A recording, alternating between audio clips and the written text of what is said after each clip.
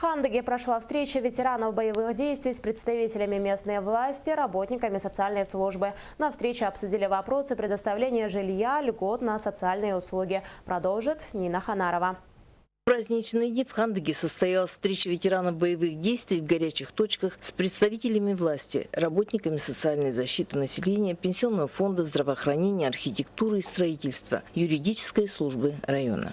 Наверное, впервые все вместе в зале собрались более 2 десятков молодых ветеранов лицом к лицу с органами власти, различных учреждений и ведомств, от которых зависит решение насущных проблем, с которыми сталкиваются участники боевых действий в мирное время. На сегодняшний день в нашей программе участвует 15 человек. Эта категория называется инвалиды боевых действий, ветераны боевых действий, инвалиды и семьи, имеющие детей-инвалидов. На встрече прозвучали вопросы о льготах на платные медицинские услуги, строительство жилья или постановки в очередь на жилье, юридические услуги, оплата проезда к месту лечения и многие другие.